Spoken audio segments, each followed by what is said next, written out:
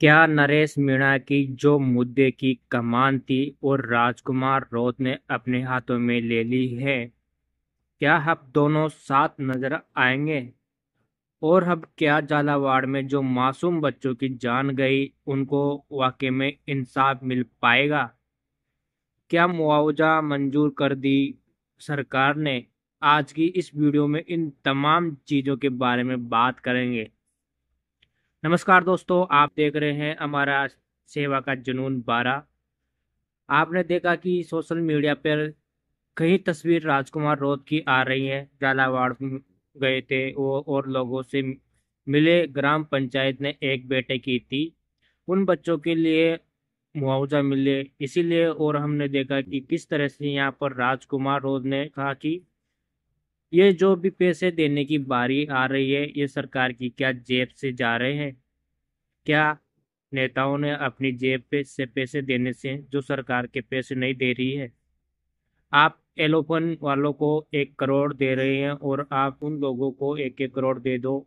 हवाई जहाज यात्रा कर रहे थे जिनके पास पहले से पैसा था, लेकिन उन बच्चों को केवल वर्ग की वजह से, जाति की वजह से, समाज की वजह से आप ये पैसे नहीं दे रहे हैं। एक आरोप और सभी लगाया रोहतक ने। यहाँ पर उन्होंने कहा कि सरकार है जो सरकार जो वर्ग है और जाति देखकर पैसे दे रही है, वो सरकार का कहना है कि हम उनको उनके वर्ग के हिसाब से एक सही अमाउंट दे रहे हैं। तो रोहत ने कहा कि यह है कि भाई आप जाति का भेदभाव कैसे कर सकते हैं? एक जान जाने पर जिन मासूम की जान गई है वो गई पिछड़े समाज में आते हैं, पिछड़े वर्ग में आते हैं। जो इनमें उनका क्या दोष था? और जब सरकार की लापरवाही की वजह से उनकी जान चली गई है तो हम सबसे सरकार से पीछे क्यों हट रहे हैं और मुआवजा मंजूर क्यों नहीं कर रही है? इसको लेकर हमने देखा सोशल मीडिया पर कई तमाम तस्वीरें, हमारी तादाद में लोग समर्थन में पहुंचे हैं जिसके पास से उन्होंने प्रदर्शन किया। और लगातार ये कहना है कि अब अगर मुआवजा नहीं मिला तो बड़े स्तर पर कुछ किया जाएगा। हो सकता है फिर से कोई विरोध या प्रदर्शन किया जाएगा। और जो मैंने कहा है कि कमान संभाल ली गई है नरेश मीणा की, तो आपने देखा कि किस तरह से नरेश मीणा अपनी समझौता के बाद जब आए तो जन क्रांति यात्रा में बड़े जोर शोर से चल रही थी।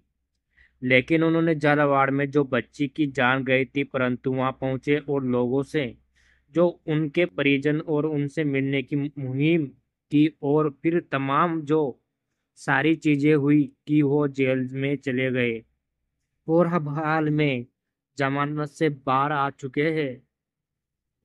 कि राजकुमार रोशन और नरेश मीणा दोनों एक ही मंच पे इस मुद्दे के लिए लड़ाई लड़ेंगे, क्योंकि जिस तरह से मुद्दे की नरेश मीणा ने उठाई आवाज, और उसी तरह से राजकुमार रोज भी लड़ रहे हैं।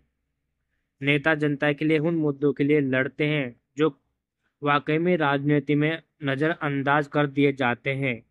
अब देखना यही होगा कि क्या वाकई में जो हम सोच रहे हैं कि राजकुमार रौत और नरेश मीणा एक मंच पर दिखाई देंगे, साथ एकजुट होते हुए दोनों मिलके गरीब बच्चों को मुआवजा दिलाने की कोशिश करेंगे। बच्चों को इंसाफ मिलना चाहिए। क्या उन मासूम बच्चों को, और जो बात है मुआवजे के लिए जिससे लिए कितनी लड़ाई लड़नी पड़ रही है, क्या वाकई में सरकार कुल लेगी इस मुआवजे को? उन बच्चों के परिजनों को मुआवजा देगी? आपकी क्या राय है दोस्तों?